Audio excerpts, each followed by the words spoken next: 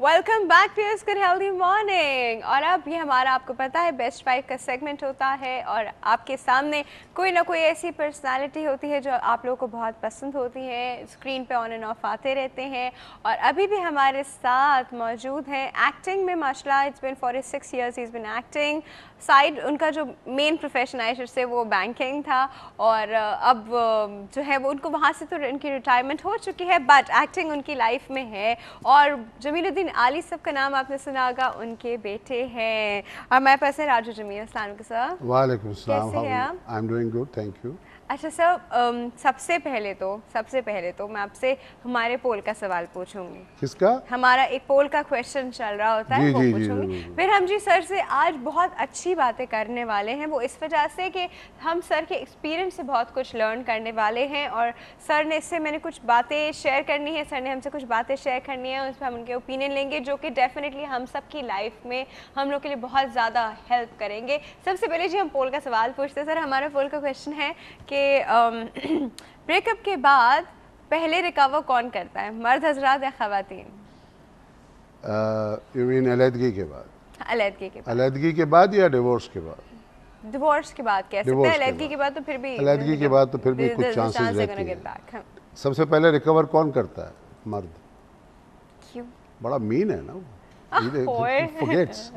He forgets. औरत तो बेचारी बड़ा दुखते, he forgets. I mean, he has to, या वो अपना माइंड कहीं और एंगेज करता है। मर्द जो है ना जात का, वो बहुत खुदगर्ज इंसान है। वो मैं भी मर्द हूँ मगर I don't care about it, because मैं शायद वो चीज़ें मुझ में नहीं है। बट आई नो कि मर्द जो है वो सबसे पहले ऐसी चीज़ों को भुला के he goes on with his life, और फिर उसका सर्वाइवल का भी मसला होता है। और वो कहता है कि फिर मैं अब इन चीज़ों में तो क्या सर करूं? वो कौन लड़के होते हैं जो जी मोहब्बत में नाकामी पे खुदकुशियां कर लेते हैं? लड़के? हाँ। लड़कियों की तो मैंने ये एक्टिविटीज का सुना है, मगर लड़कों का इतना ज़्यादा नहीं सुना। वो फिर मेरे ख्याल में अपने ही डिसीजन की वजह से खुदकुशी कर लेते हैं। अच्छा।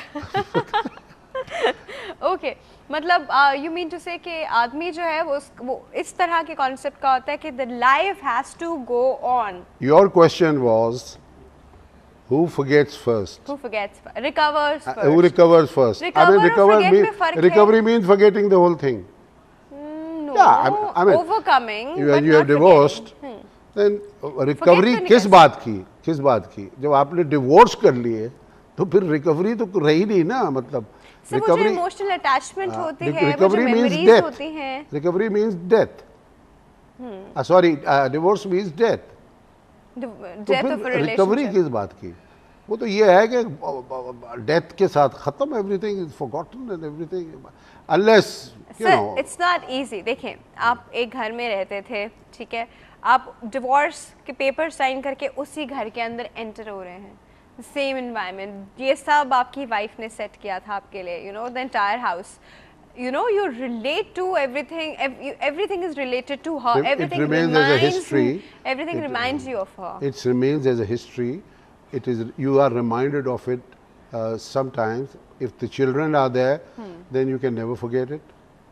And रिकवरी वगैरह का ताल्लुक उससे नहीं होता। एक अलहदगी हो गई, डिवोर्स हो गई, बच्चे इंपॉर्टेंस प्ले करते हैं, बहुत इंपॉर्टेंट पार्ट प्ले करते हैं। और वो माँ का और बाप का दोनों का फ़र्ज़ होता है कि उनके जहनों पे ऐसा असर ना डालें, उनको इस तरह टैक्टफुली डील करें कि वो बड़े होके उनकी लाइन फॉलो ना करें और बेरारवी में ना पड़ जाएं कि माँ बाप के का तो हमने ये देखा है। तो मतलब एक नफसियाती असर जो होता है वो, बल्कि कुछ ऐसे भी कपल्स होते हैं who are not very close to each other and all that, but वो बच्चों की वजह से सर्वाइव करते हैं। They have to survive because of the children. But still, when they survive because of the children, they become closer together. And कई चीज़ें ऐसी होती हैं जो differences जो होती हैं वो औलाद की वजह से ख़त्म हो जाती हैं। हाँ, कहते हैं ना, औलाद जो है वो itself is a very great There's a very vital role in the life of the parents. सही। अच्छा सर, थोड़ा सा आपके एक्टिंग करियर पे आते हैं। आपने की एक्टिंग करियर लाइक माशाल्लाह 46 years, you were telling me कि 46 इयर्स यू बीन एक्टिंग, मतलब आपने तो वो वाला टाइम देखा है जब हमारा वो one TV channel, one drama, one एक 8 बजे वाला ड्रामा जो 9 बजे तक जाता था और कभी कभी बकिया खबरनामे के बाद होता था। Yeah, acting is actually, I'll rephrase your words. You have said it rightly.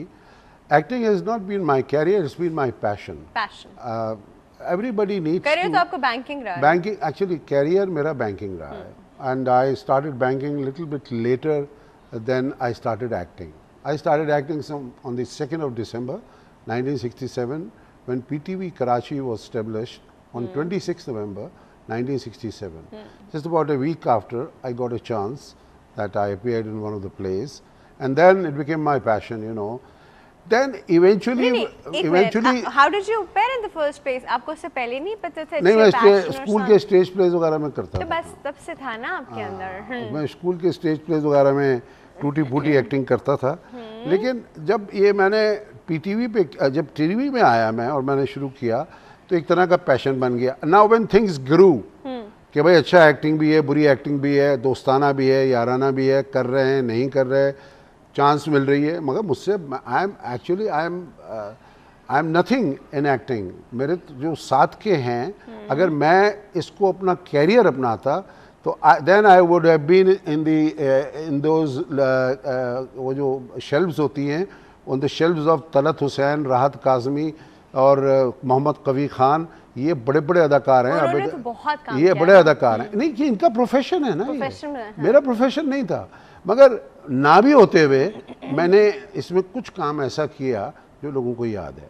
और आपको ऐसा अपना कौन सा काम है जो आपको बहुत खुद पसंद है? मेरा सबसे बेस्ट परफॉर्मेंस अपनी पूरे कैरियर का अब तक जो रहा है, दैट वाज इन खुदा की बस्ती। खुदा की बस्ती, उसके 2 वर्जन थे।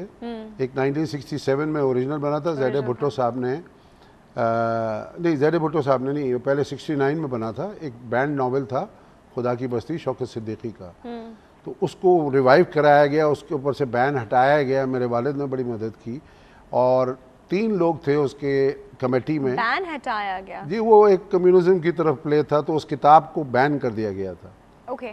तो फिर वो मेरे वालिद ने कहा नहीं, इसमें ऐसी कोई बात नहीं है, और राइटर्स गिल्ड भी लड़ी वगैरह। और उसके बाद 3 लोगों का एक पैनल बनाया गया जिसमें फैज़ अहमद फैज़, मेरे वालिद जमीलुद्दीन आली और उस वक्त किताब के राइटर जनाब शौकत सिद्दीकी अल्लाह बख्शे, वो 3 लोग थे। और वो फिर बाकायदा उसको ड्रामाई तश्कील दी गई और कराची से इशरत अंसारी ने और रशीद उमर थानवी ने उसे डायरेक्ट किया, और जिसको डायरेक्टर उस वक्त प्रोड्यूसर कहलाता था। हाँ, डायरेक्टर उस वक्त प्रोड्यूसर कहलाता था, अब डायरेक्टर कहलाते हैं। पीटीवी के इस्तिलाह में it was, he was known as, और शी वाज, और नाम भी एक ही आता था, डायरेक्टर एंड प्रोड्यूसर। नहीं, डायरेक्टर नहीं आता था पीटीवी के प्लेस में, कभी भी डायरेक्टर लिखा हुआ नहीं आया, हमेशा तो आता था प्रोड्यूसर। ओके। अच्छा, तो ये इन तीनों ने प्रोड्यूस किया और ये एक एशिया का one of the best serial बन गया, मदर ऑफ ऑल सीरियल्स कराने लगा।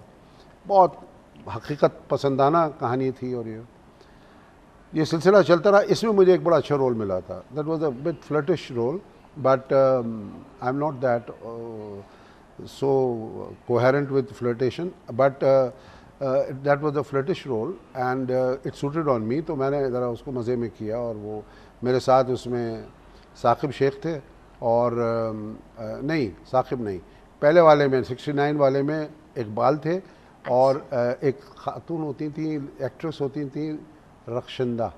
अच्छा। अंदलीब। हाँ हाँ, ये महफिल जो आज सजी है उसमें वो ढाका से आई थी, वो थी। हम 3 थे उसमें, जो हमारा ट्रैक अलग था। उसके बाद वो सीरियल चला, पूरे पाकिस्तान में चला, ढाका में चला, क्योंकि Dhaka Bajaj and all that. 1974 में भुट्टो साहब की हुकूमत के दौरान, तो भुट्टो साहब ने एक दिन कैबिनेट मीटिंग में कहा, where is that play, cabinet meeting में, where is that play, what was that, क्या खुदा की, व्हाट, उन्होंने कहा जी सर खुदा की बस्ती, या किधर है वो प्ले, उसको फिर से चलाओ। He loved that play, he watched it.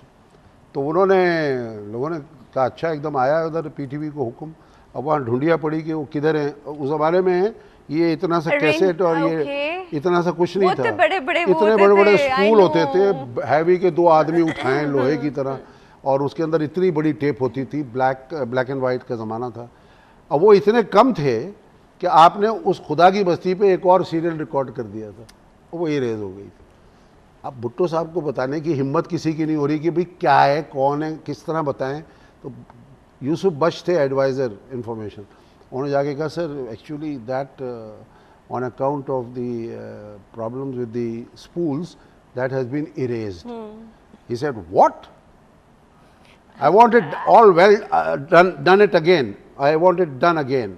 और जनाब इंस्ट्रक्शंस आए पीटीवी को कि खुदा की पस्ती रिप्रोड्यूस किया जाए। पूरी कास्ट को बुलाया गया except for 3 people who were dead, who had died by then। अपना जफ़र मसूद जो नौशा बना था 69 में, he died in Cairo, road accident में मारा गया था वो। एक लड़की थी तौकीर फातिमा जिसने सुल्ताना का कैरेक्टर अदा किया था, बड़ा major. She had died in between the 69 serial की, हमने एक दूसरी आर्टिस्ट को लाना पड़ा था उसकी जगह, वो इतना इंपॉर्टेंट कैरेक्टर था। She died in between the serial. अच्छा, और एक और था अपना Iqbal, he had migrated to America. और 1-2 और थे जो सीनियर हजरात थे, तो वो तो नहीं थे, उनकी जगह लिए गए। तो ये नौशा का रोल, जफ़र का रोल बहरोज़ ने किया था। अच्छा। And he was wonderful. Behroz is a wonderful actor himself, is one of the best actors I have known. मेरा दोस्त भी है, मुझसे बहुत जूनियर है, लेकिन बहुत उम्दा अदाकार है।